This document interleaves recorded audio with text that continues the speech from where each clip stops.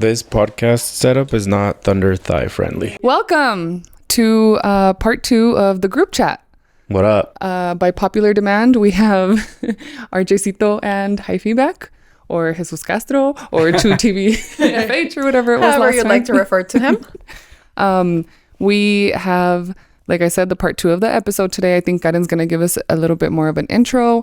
We had some stuff happen from last week to now that we need to discuss, and yeah, get into it. So essentially, it was the holidays. I left to another state. Yes. I came back and I was told that all hell broke loose. Which, pause, Happy New Year, everyone. Happy New Year. Yeah, Happy New Year. Oh my goodness. We're gonna talk about this, and then we're gonna leave it in 2024 where it belongs, because good God.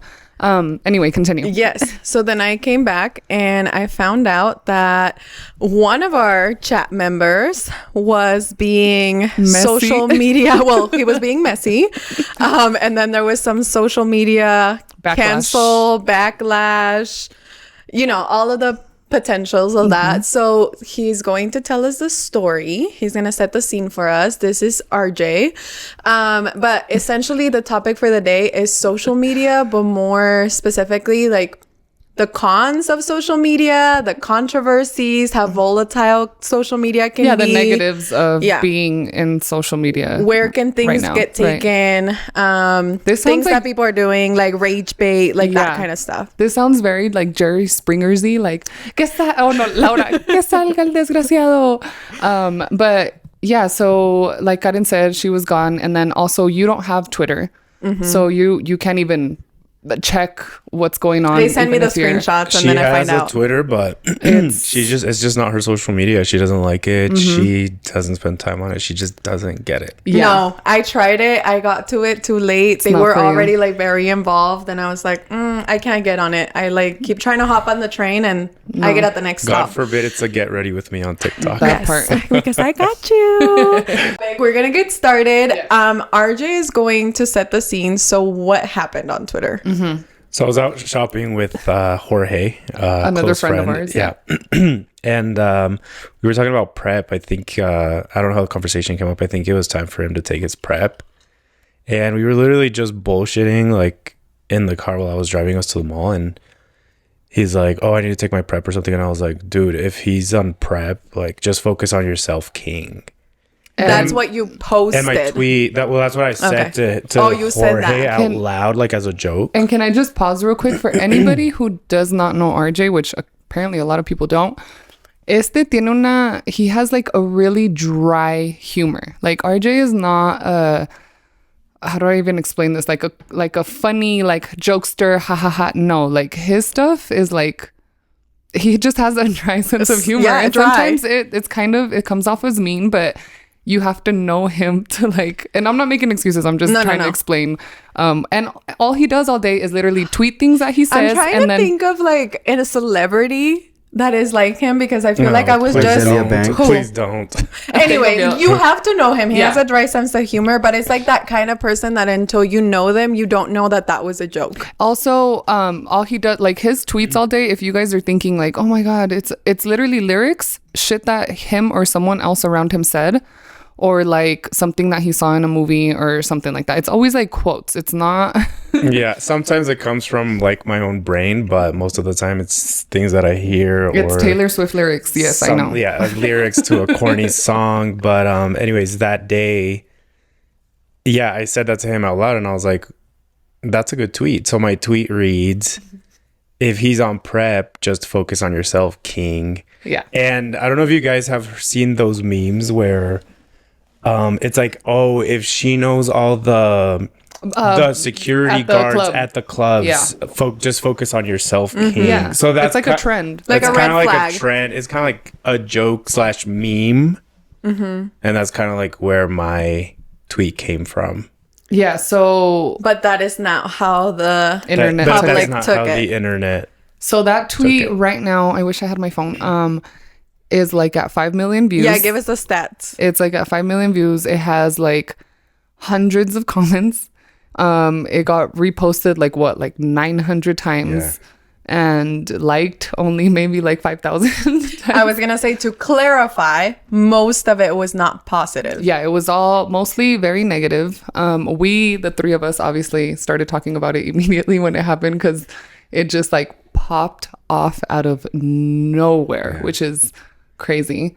And I will clarify it. People were saying, "Oh, you're what is it? Engagement baiting, engagement farming, or like baiting, or like rage bait." Because I do have verified account. Yeah. And you do get paid for ad revenue sharing.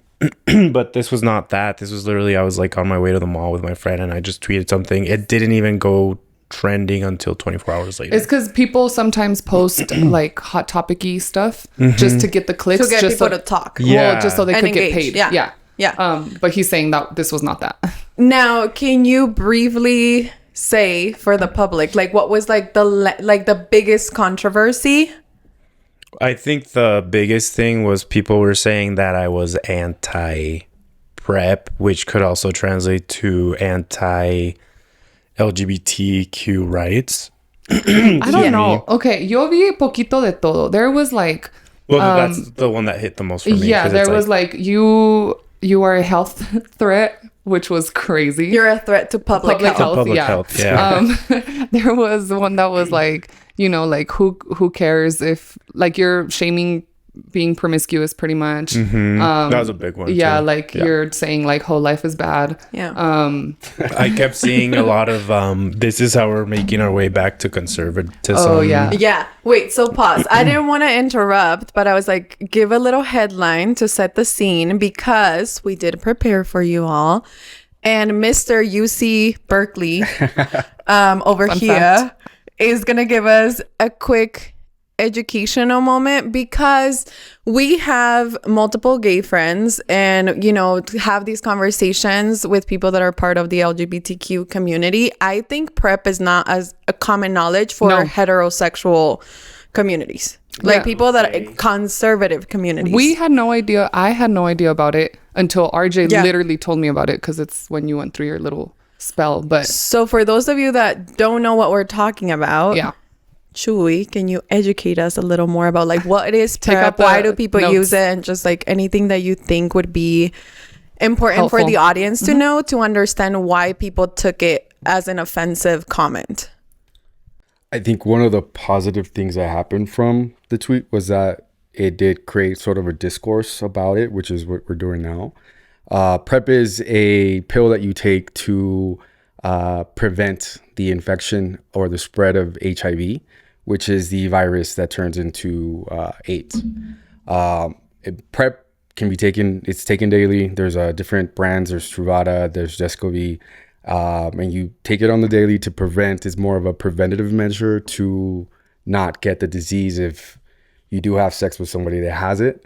There's a lot of stigma with that whole, with that whole like idea, the STD and all that in the gay community. Topic, period. Yeah. So I think that's probably why the tweet went the way that it went. But it's good to talk about it, because it's not a bad thing. I think people think of HIV as a very sick, or in Spanish people used to call, say, sidoso or stuff like that. And I'm sure we've all seen like Rosa de Guadalupe episodes. Yeah. I'm sure there's some out there where it's like, ooh, no los vayas a tocar type of shit. You know what I mean? Where it's still, like you said, very taboo, very like hush. And the pill's taken as a safety measure. So it's more of like, in case something happens, it's just you take it on the daily.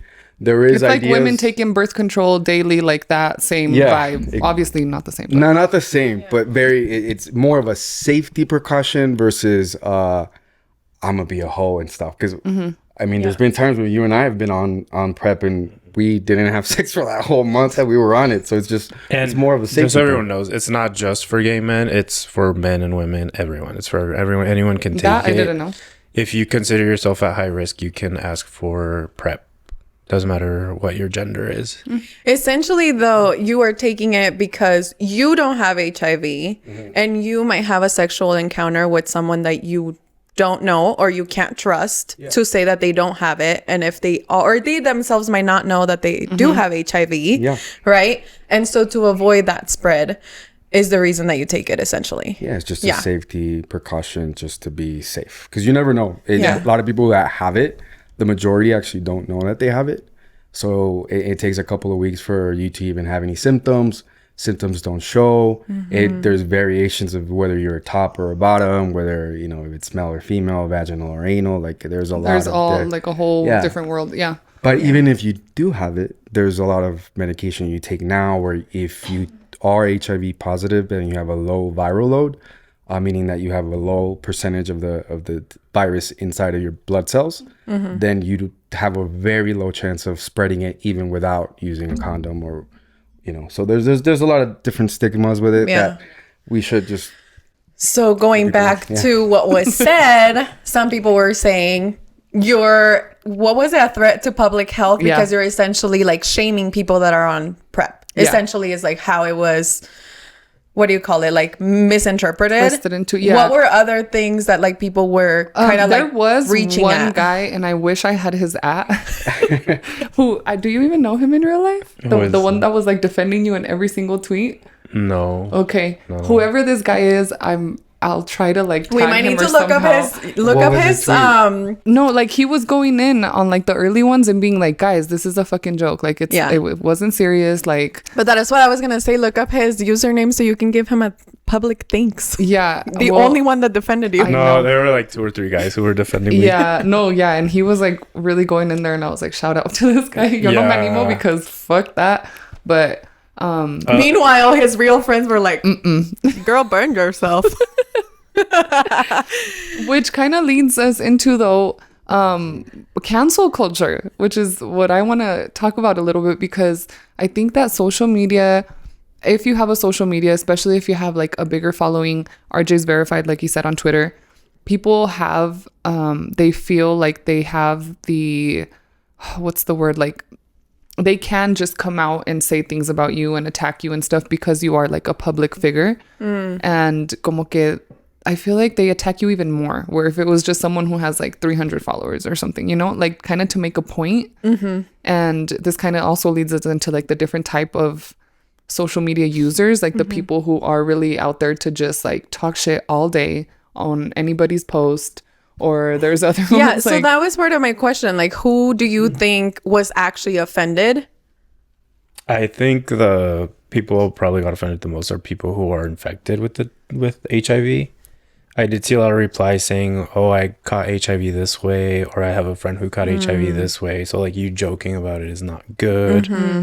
So I think that the people who have HIV probably felt like offended, like a little more attacked. Yeah. And then you had the people that, like we were saying, are just jumping on like, hey, this person is verified, this is a trending topic, like let me jump on the topic. Because a lot of it, like I get the part that could be offensive to people, but then you do have a lot of people who like started like calling me a lot of slurs, racial and homophobic slurs. Someone wanted to invent. Like, the crazy one that I sent them, that I was like, this is insane. Someone replied and was like, this tweet makes me want to create a new slur, which is insane. Like, and at that point it's like, are you actually serious? Because if you actually have an issue with what was said, then maybe don't go about it this way. Which a lot of the replies were very like homophobic and like racial and so how is that better? And I don't think that's part of the like the discourse. I don't think that's a good way to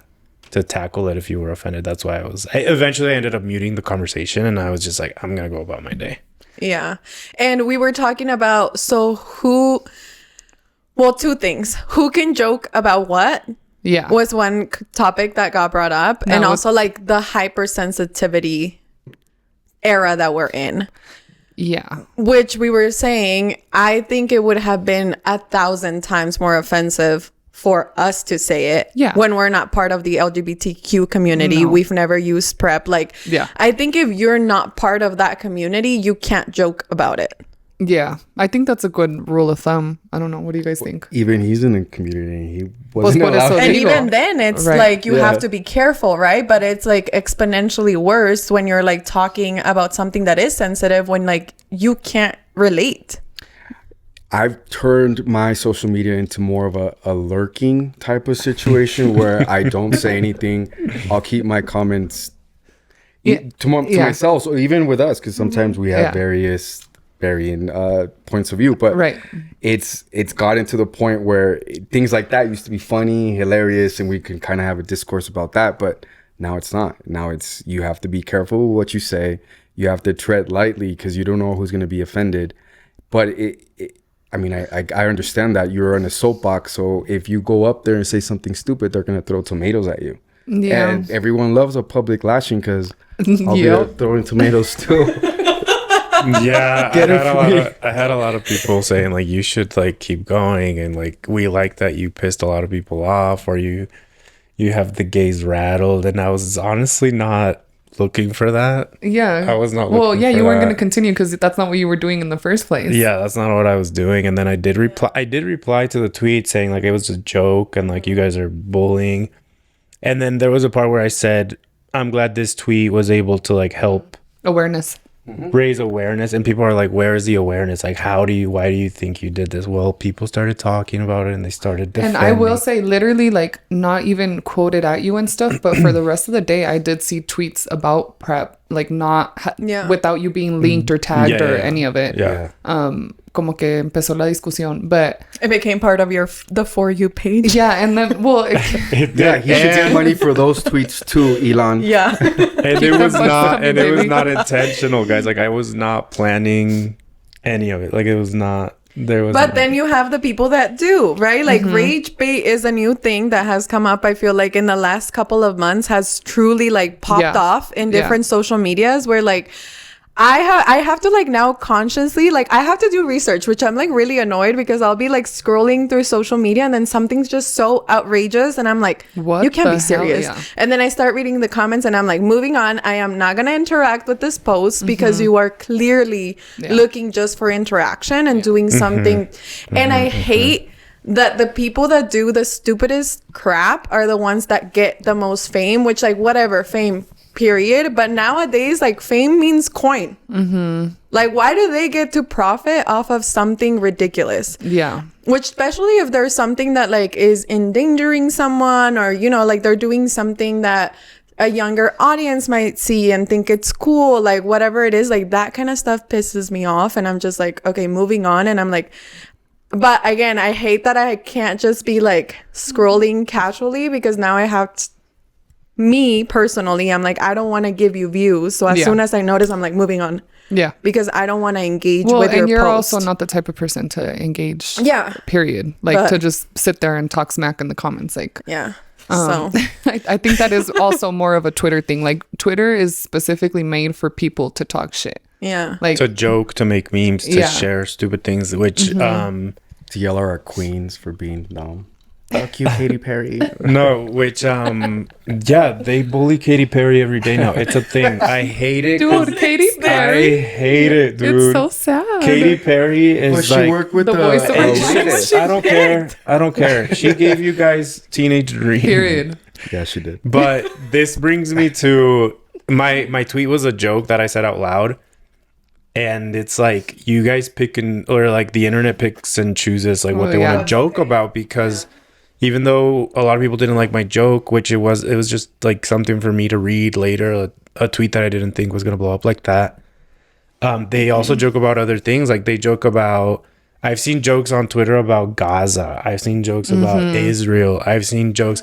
The most recent one is Luigi Mangione. Dude. And this didn't translate into Instagram where you are, but in Twitter, it's crazy. Mira, it's crazy. Like, the memes that were coming out of that.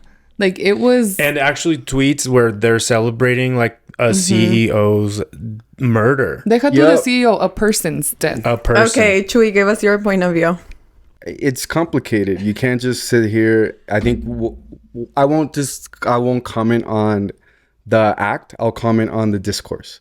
And the outcome has been overwhelmingly positive. I think that people are tired. They're poor. And we are poor. Well, listen, that one hurt. The billionaire class is completely out of control with their power, And when power exceeds and overtakes, then you get shot. Okay, but we were talking about how that's like, But it's different yeah, things, right? because Like, there's a sure, background to cool. that. He's doing things he should be punished for. Is there really no other way to bring that discourse to face? Like, the only way is go and murder someone? Well, in history, you have to look at the history of it. I know things have to be But the sometimes thing- Okay, pero dramatic, lo que está but- diciendo es Right. RJ is like, this is someone's death being celebrated, Yeah. and everyone's like, ha, that's ha, what ha, I was he, gonna he, say. he. It's one thing like the matter of, okay, the revolution or whatever. Let them eat cake, baby. Versus like, again, like the social media just like sends, you know, like making this something that people are hee-hee-heeing, ha-ha-haing about, when in the reality, like, bottom line, this is a criminal. Like, no matter what your stance is on it, like we were saying, this is someone's father, this is like whatever, like he did take someone's life. Like, so to be joking about how he still hasn't been sentenced for it, so still not for sure. Yeah. But Prep has a OJ background. Winfrey. We can go back to like talk about the history of that and Prep and like healthcare and stuff like that, but it's still at the end of the day, like, you guys are making jokes. Yeah, for sure. And I really do think, just to go back to this Luigi guy, literally the only reason why this is like, that was like oh my god, and the United CEO, que quién sabe que tanto, is because the guy was like semi good looking. Si fuera un pinche feo que lo hubiera matado, nobody would have batted an eyelash. Nobody would have given one fuck. But since he's like kind of hot and everyone's like, oh my god, baddie, na na na, and at least white passing, then it became a I thing. do think that would have been something different if it was someone with the darker skin that had committed this crime and then gets 1000%. caught like that, who does not come from a family that has money. Like, it would have been a different conversation.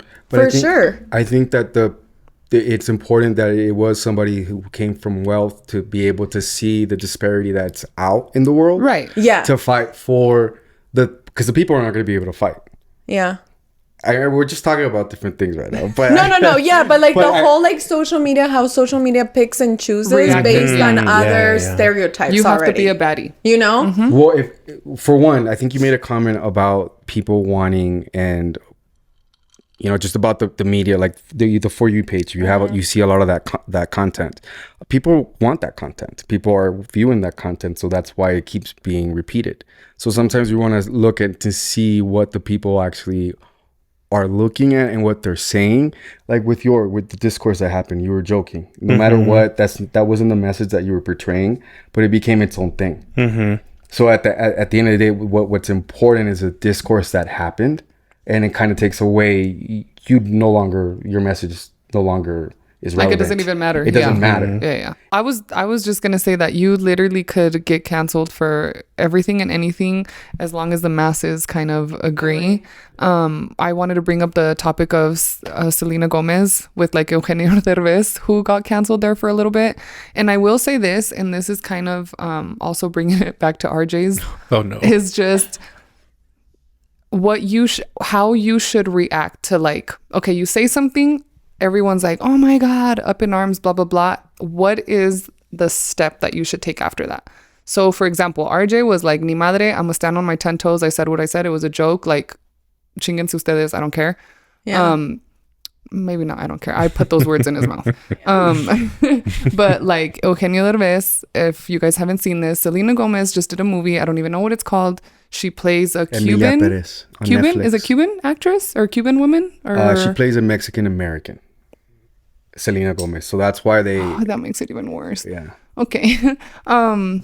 Does she play? I don't think she plays a Mexican American. She plays a Mexican American. I think the person she's portraying it, and I don't quote me on this, but I think that they changed the role to adapt to her acting ability. Bueno. So that's why they're like copping out and be like, oh. Did you watch Okay. it? The point is, I didn't even know it was out. The point is, she plays a Latin, Spanish-speaking woman in this movie, and Eugenio Derbez, who is a very famous, well-known actor in Mexico, made a comment of like, she does not do well with speaking Spanish. Like, she does not do well speaking Spanish. No se le entiende.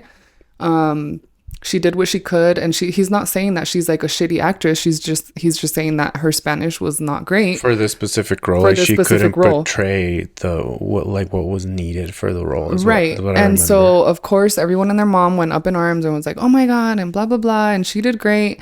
And he went and put out a statement that was like, "My bad, I didn't mean it. Latinos are supposed to support each other. We're supposed to support each other, blah, blah, blah." And kind of like backtracked. And honestly, a mí eso me cayó bien mal. Because he did not say one single ounce of a lie.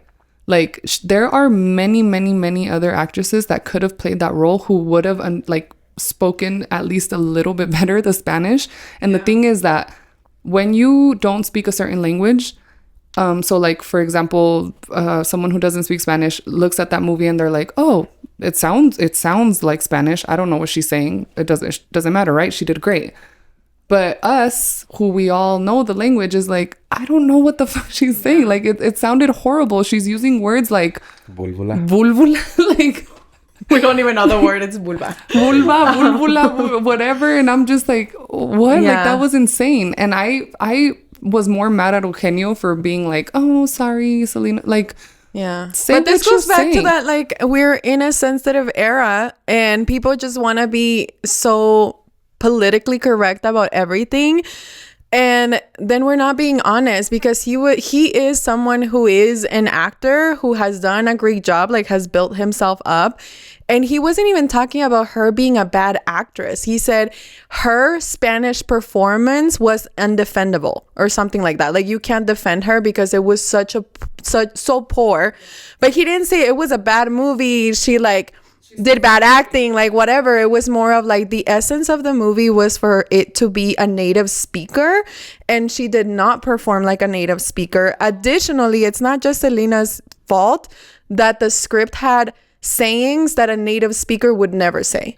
And so like that was the criticism. Like to be honest, if I was Selena, don't take that shit personal. Like, you were casted, great, make your money. You're not gonna say no if they want you. The movie is getting all kinds of accolades, right? Do you guys think that he backtracked or said sorry after because he was getting backlash? Yes, that's the whole reason he did it. Because when he was talking about it, he was like very sure and very honest, and he was being filmed, and he wasn't being mean. No, he wasn't being mean. He was just being straight up. It seemed like a professional review. Yeah. But going back to it, nowadays you can't give an honest review on things if it's gonna bring up, like something sensitive for someone else. It's valid criticism, especially because Eugenio has done movies in America where he has to speak in English, and his English is very clear. So for him also his roles are never he's never portraying like an American, a Native American speaker. Like, no, he's always the immigrant that learned English in his roles. So it makes sense that he's casted for those roles. But that's what I'm saying. If he's able to put in the effort to learn the language or speak it eloquently in the movies like she does, then why can't she? So I think his criticism is very valid, which I also feel bad that he went back. So my point on this is, I think that when you are getting canceled, so is it better to stay to like just? I don't think there's a win, because I replied to my tweet and I was like, I didn't say sorry. I just said it was a joke. Yeah, I think you have to be honest. Again, like, I think if Eugenio's apology would have been like, "I am sorry," legit, not like a fake apology, "I'm sorry if you feel bad," but like, "I'm sorry if this was misinterpreted to say that it was bad acting. All I said was that the Spanish language was not up to par," because that's literally what he said. Like, I think he should have clarified that versus like, "I'm so sorry, I need to support you, I shouldn't be criticizing," because it wasn't just him throwing a tomato at her. It was him literally giving what do you call it, constructive criticism. Like, next time you get offered a role, make sure that you're gonna do the part or don't take it. I think if you're wrong, sorry, I don't know. I didn't apologize. I did reply to my tweet saying it was satire, which was probably the wrong word to use. It was sarcasm. I think sarcasm, but it was just a joke, and I haven't deleted my tweet. I think that's what a lot of people wanted me to do. And a lot of them were saying... But we haven't seen the Elon bucks, so we're waiting. A lot of them were saying that that I said it was a joke because I didn't receive the backlash that the response that I was expecting, which I was not expecting anything. Response period. So I don't even know if there's a win-win to Eugenio or not, because if you apologize, But I mean, cancel culture in general. Like, let's say not you, not Eugenio, like something like you say something, people come at you, you're like, oh fuck. What do you guys think is the best? I think you have to give an apology when you truly offended someone. When you're wrong, then But be that's wrong. every fucking thing for every No. someone. But it's like I legitimately was pissed off and I said something shitty. Okay. Versus you took it like I said, like Selena. Selena definitely got hurt because she's been talking about it. But it's like he didn't say anything mean about you. He didn't say she's a shitty actress. He didn't. So don't apologize for that. Apologize for the fact of what you said. If he had said, dang, that girl is a bad actress, she should take a couple of years, take some classes, then go apologize because you did say something But I'm saying, shitty. what if it's something more like very vague? Como este? I hate to start bringing him in, but Yeah, like, no, if because it's it something was a vague, joke. it's like, but that's what I mean. Like, what if we say it's a joke, other people don't take it a joke. Someone's always going to be offended. No matter what you say, someone is always going to be offended. But if you didn't do it with the intent to offend someone and you didn't tag someone with HIV and said like, yeah, like you're doing the wrong thing or whatever. Well, yeah. do you guys think that maybe whoever needs to apologize or doesn't have to apologize, but the person who is getting canceled, what if they need to sit down with themselves and think, okay, who did I offend? What really did was I the issue actually here? cause like negative feelings? That's kind of where I'm at. Like, who did I actually offend? Which I've been thinking about it, and like where to go from there. But then if you say it, it's not going to be genuine because they think that you're only saying it because you got caught. No, but so it's like, I actually think in your case specifically, like you said, you know the group that you think is actually hurt by it. I feel like those people from that group would actually be willing to like have a conversation with you or to hear you out or to have like an open discussion of like, hey, this is what you said, this is why it hurt, blah blah blah. Because como que si yo soy la ofendida, I'm not gonna be like, no, fuck you, you me ofendí. No, it's like, hey, I want you to know that I'm offended because A, B, and C. You know what I mean? And that's also how you could separate the people who are just rage typing and rage. And I think because I haven't I haven't gotten a message or anything from someone who actually is like, hey, you offended me. Like, no one reached out and said, you offended me with this. Like what's up? It hurts. Well, like people got to be adults and they got to talk about it. I think if that would have happened, then I could have considered like, oh, well, then let's address it. Right. Sorry that this hurt you, and go from there. This is why I want to bring this up. It is so hard to like, we all want to be famous, right? And like be influencers and like, and get the Elon bucks and blah, blah, blah. But at the end of the day, when you are like a public figure, like people feel like they have a right to your life and they have a right to speak on you and they have a right to kind of be all up in your business. And it is a little scary now because the internet is a very open place. And at the end of the day, like how many times have you guys not seen like TikToks where it's like something happened and then next thing you know, it's like, here's their address, here's where they work, here's the car that they drive, here's blah, blah, blah. And people are crazy. People are crazy. And the last thing that you want is like a stalker or something. You know, that's the downfall of social media. That's when it gets scary. Yeah. I feel like cancel culture is very toxic. Sometimes they are deserved public lashings where people need to correct their actions. But I think at the end of the day, that stigma stays with you for a long time. So for you to try to just like live like that's the stamp that you have for the rest of your life, even if you're no longer that person. Like people do grow, people make mistakes.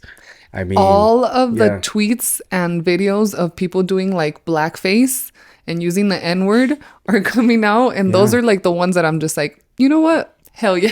Yeah. You deserve a little reality check. But even then, like sometimes it's been over like what, 5-10 years, and that person could probably have changed like I think those people could do a public apology if they really have 1000%. learned something. Yeah. Right? Because it's true. I mean, honestly, like that kind of stuff, sometimes it's like you're just not educated. Well, needless to say, now that before I send a tweet, I'm like, let me read this shit. No, pero see, and this is the downfall, I think, also. It's just like, when do things stop being genuine? Just because you are so like curated and everything is so like, oh, let me look at proper. It's just like individuality is just going out the freaking window because someone's not going to be okay with something that you said.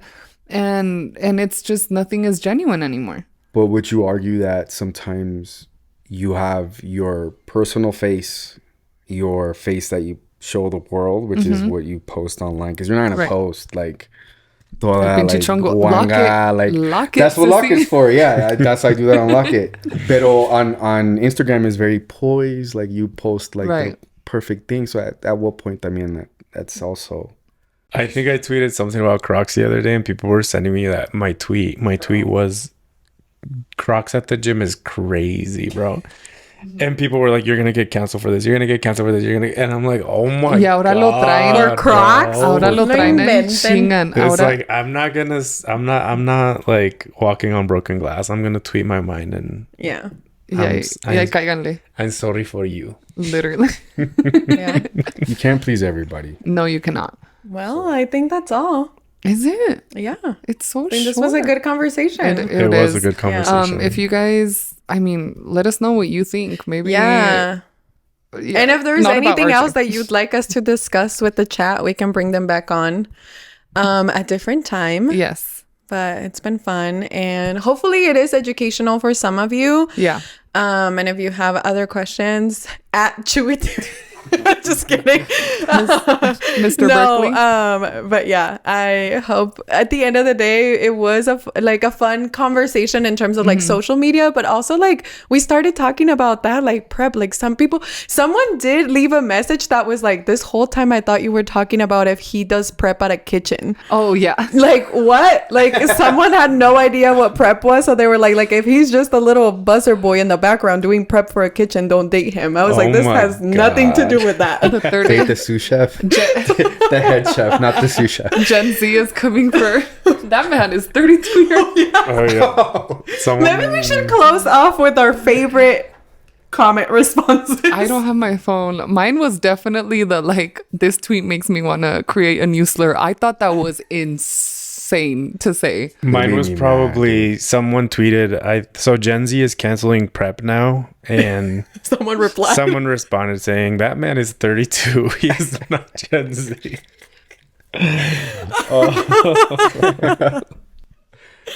That's a grown so anyway. Well, thank you for joining us. Yes, thank you guys. We love you. Thanks for having us. It was a hit last time, so hopefully it's a hit this time. Sorry if my future tweets offend you. He's not sorry. Period. We'll see you guys on the next episode. Bye. Bye.